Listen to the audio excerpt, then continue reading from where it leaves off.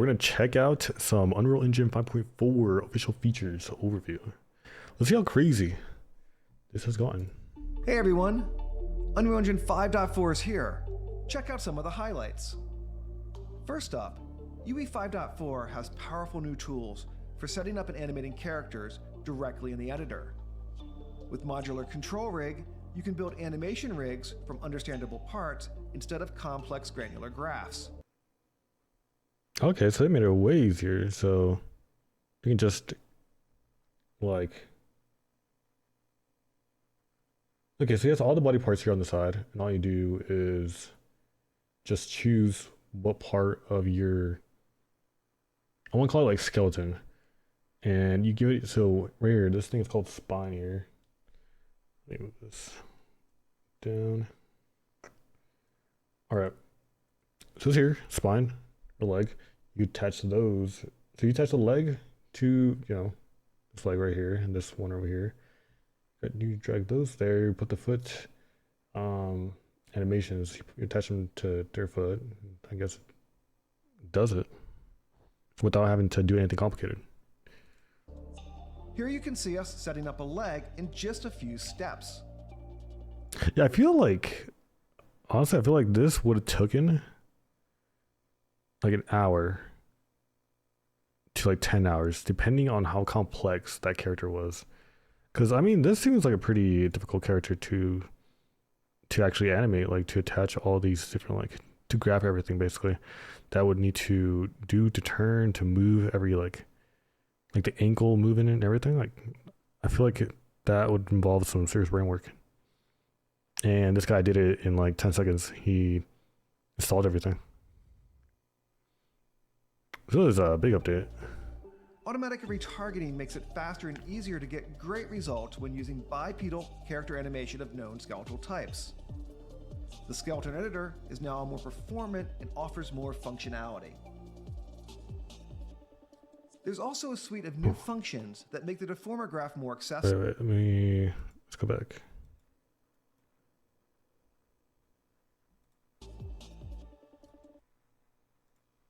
Character animation of known skeletal types. The skeleton editor is now more performant and offers more functionality. We can just highlight a certain area and then shrink it, grow it. Let's see, average versus bones brush. Okay, so we can just hover over a thing, highlight it, make it, shrink it or make it larger with the hand. Yeah, I feel like with this technology, it's less about like learning the, like, you still need to learn the program and know everything it can do.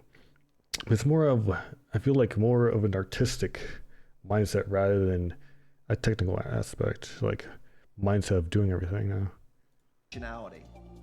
Because now you don't have to think about it. You just there's also a suite of new functions. You think about what you want it to look like, and you draw it in your head, and then you just draw it on the program, basically. That make the deformer graph more accessible.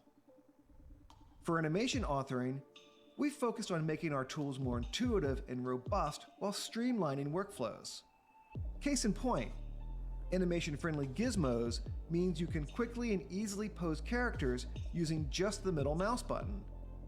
And finally, Sequencer gets a significant makeover. All right, let's go back.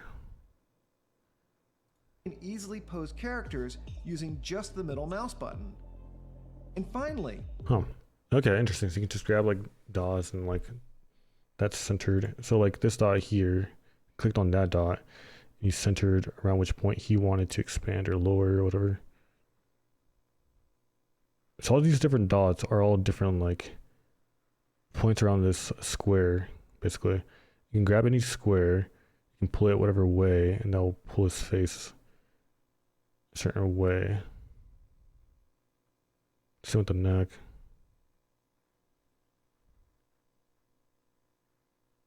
Just the middle mouse button. And finally, Sequencer gets a significant makeover with better readability and improved usability, including a new layered control rigs feature. It looks so easy to do. Like I wonder if it's actually like this easy. You just click on the wrist and just moving it around, and he just makes it look so easy. Feature. Motion matching is now a more robust. Yeah, it did look really smooth though. Right. New layered control rigs feature. Motion That looks so smooth. matching is now more robust, performant, and memory scalable. Now production ready, this toolkit is used to select and transition animation clips at runtime by searching a database of captured animation, using the current motion information of the character in the game as the key. Ooh, that's really nice. Okay, so that's a smooth transition. I thought he was gonna place it onto the screen, and the character is just gonna like, in 1 millisecond, just like get into that position. And I was gonna make it look really choppy, but the character actually, it's like almost like AI. Like you give it something, and it does a move or it moves in a certain way to then finally end up in this position. It's actually cool. Okay. There's also a suite of debugging tools that gives visibility into its inner workings. I always thought this was interesting. Like characters running in snow, even old games, they track like when you step on the snow or slide on it or your car goes over the snow. It's been able to track that, like the tires or your footprints. I always thought that was interesting. We've invested significant effort into improving rendering performance in UE 5.4. This includes refactoring the systems to enable a greater degree of parallelization, adding GPU instance culling to hardware ray tracing, optimizing shader compilation, and more. I don't know, okay, so this is how it looks like, rendering, but every game looks good when you're rendering it. I want to see like some gameplay, like how that looks like. Nanite continues to receive If they show that, enhancements, and if that looks good, then yeah, that's 10 out of 10. starting with a new tessellation feature that enables fine details, such as cracks and bumps, to be added at render time without altering the original mesh. Plus, the addition of software variable rate shading via Nanite. Yeah, I feel like how many computers are gonna be able to do that though? Render this in real time. Like you're gonna need a pretty powerful PC. Especially with like 5.4 and like these new games that are coming out. Like the minimum on some of these are like you need a 2080. Shading It's kind of via crazy. Nanite compute materials brings substantial performance gains. Temporal Super Resolution has received stability and performance enhancements to ensure predictable output regardless of the target platform. And finally, Movie Render Graph, a major update to the Movie Render Queue, enables you to set up render layers with a node-based architecture. Next up, UE 5.4 introduces a new motion Let's go back here. So let's see. to the Movie Render Queue enables you to set up render layers with a node-based architecture. I mean, they make it pretty simple. It's almost like, I don't know if you guys seen like block coding. It's almost like Legos, like, or not like Lego. Well, it's kind of like Legos and like what's one of those puzzles you just like stick together, but they have to like align. It's basically like that, and you kind of like trial and error. Like if you didn't know this, you would just kind of stick it with each one of these, and be like, oh, okay, well this one's the right one. So I like it that they make it simple. So someone new trying to get into this, it's not a whole like course they got to go through to learn this. But I mean, if you want to get really good, then of course there's a bunch of videos out there though. Next up, UE 5.4 introduces a new motion design mode that's been developed in conjunction with leading broadcasters. It's equipped with specialized tools Motion for design. complex 2D motion graphics, including 3D shapes, cloners, effectors, modifiers. Ooh, okay, so I'm thinking this. So this would be what, like a kind of like a train system. I'm guessing this will be water. So bridge, water, train kind of system going. Animators, and more. In this I mean, release, that's really cool. Like with this goose over here. So all this would be water. All this like all these Lego looking things. But just seeing how like cloners, effect, it's moving onto the object that's like, so okay, so imagine like the goose going through the water and seeing the water actually move and like hitting the goose as it's moving. Like that's actually pretty impressive. It's not just like you see an object moving in one direction and then just water moves to the side. It's actually like going onto like the other object, like on them, and like falling off. So it's like water falling down on them, falling down to the sides, So it's like more more intensive, I guess, of animation and like object interaction. Actors, modifiers, animators, and more. In this release, That's really cool. the virtual camera tool is now supported on Android as well as iOS. VCam workflows are also now fully supported in Unreal Engine on macOS. On the VR scouting front, we've introduced a new, fully customizable toolkit. Oh wait, click on this part. So virtual production. Is he? Wait, what is he? Now supported on Android as well as iOS. VCam workflows are also now fully supported So he's taking a video off of this.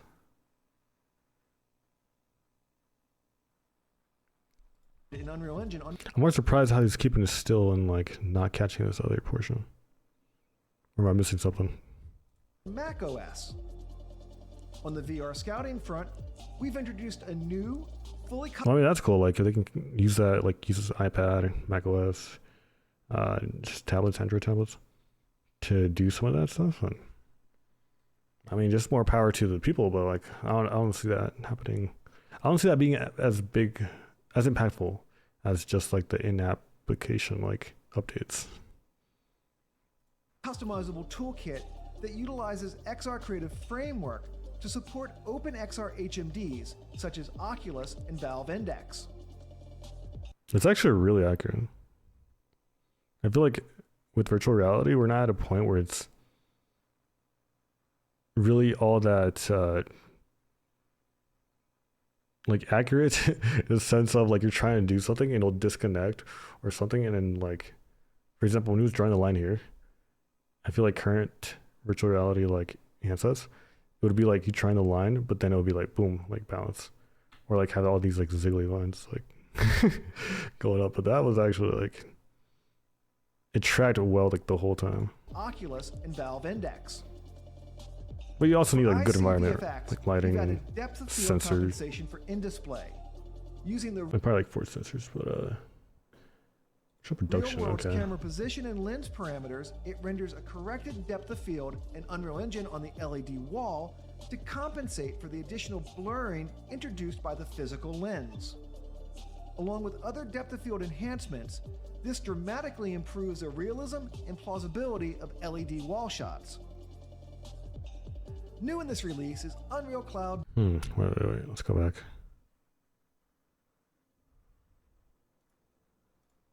We've added depth of field compensation for in-display. Using the real world's camera position and lens parameters, This it is too renders a wall. corrected depth. So first they're focused on this object and like the blurriness to it. Then they go to this one, and because you're closer to the camera, like the camera's closer to you, like, so the guy's closer to you, this object is here. So everything else in front of him, it's accounting for that distance. So it's gonna look, and he's a lot farther out than, you know, when they were focusing on her. So when they were focused on her, it wasn't that blurry though, because all these objects were closer to her. If that makes sense. And this guy was really blurred out because he was farther out from her. But now that they're focused on this guy, her and every other object, that's way farther out. So that really gets blurred. That makes sense to me. I don't know if it makes sense to you guys. It might sound confusing, but you know. Let's keep watching. Along with other depth of field enhancements, this dramatically It's kind of like depth of field blurriness. That's what I'm going to call it. improves the realism and plausibility of LED wall shots. New in this release is Unreal Cloud DDC, a self-hosted cloud storage system for the Unreal Engine-derived data cache. Designed for distributed users and teams, it enables you to efficiently share Unreal Engine cached data across public network connections. Our local DDC also now uses a new server architecture, offering improved data conditioning performance, faster load times and Pi workflows, and other benefits. These are just some of the highlights of the Unreal Engine 5.4. You can Okay, was this part here? I'll read this again. So studio, remote users here. Designed for distributed users and teams, It enables you to efficiently share Unreal Engine Okay, so it's just saying like they can more efficiently work on a project. data across public network connections. Our local DDC also now uses a new server architecture, offering improved data conditioning performance, faster load times in Pi workflows, and other benefits. Some of the highlights of Unreal Engine 5.4. You can find out more about— I feel like I just haven't like done it, so like I can't really speak on really that portion, like how more efficient that's gonna be as a developer for like Unreal Engine. I haven't like done it. all the new features and download the release on UnrealEngine.com. Enjoy. No, that's really cool stuff though. I mean, some of the stuff they like introduced, like the whole I think the blurriness is like, it's like a cool thing. It's here. It's cool. I feel like a lot of people won't like see it as being a big thing, at least at first, until it's actually in the game. This is really cool. For me, the only thing is you're gonna need a really powerful PC for this to be rendering all at the same time. Like they rendered this, but super slow motion.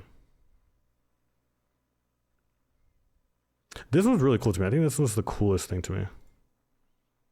How it saves these animations, and basically your player or your person, basically they mimic these animations but in a natural way. That was really cool to me. This was cool for like a creative standpoint. How you have so many like objects around, so many like points around your object. Now, if you want to customize, it's really customizable. So you can just like grab certain points, move them around, customize your character to whatever. Oh yeah, and this first thing that they actually introduced, this was a big thing too. So how you're just able to now put like the head goes on the head, the foot goes on his foot. Like if you're making like a humanoid object, we even actually, I wonder like, I guess if you make like a dinosaur, if you just attach like the foot animation to it, I wonder if that would work. I'm guessing it would. If you just say like this is how it's supposed to like move. I mean, it's saying like it's a foot, you know. It doesn't have like you're not moving your fingers or like your toes specifically. You know, it's just your foot like moving up and down, like your ankle there, and then your hips or whatever. It's kind of like the same as like a dinosaur, I guess. Like if you attach that or like these mechanics to that. So yeah, this could work for a lot of things. So I think the coolest to like, oh, it's cool, you know. I guess for me though, like for me it's like from cool to like it's all right. I think for me, number one is the animation, this natural animation. Second would be, I think this one, just being that just it's so simple. They make it seem like all I do is just grab certain things and attach them to whatever body part. I think that's really cool. And third would be this, like object interaction with each other. That's really cool. Rendering, honestly, I can't give this a score yet, or like really a thought of how, because I gotta see, you know, like how it's gonna be in actual gameplay. Because there's a lot of like cinematics, like renderings that look really good, but when you actually play the game, it's nothing like it. It's like not. I got clickbaited. So it's more for a developer, and I feel like most people watching these videos aren't doing this. So this is cool. It's really cool, but for a specific like type of person. So I feel like a small volume this is really cool for. Yeah, everything else was like, oh, all right, that's cool, you know. But yeah, I think Unreal Engine 5.4, it's actually a big deal.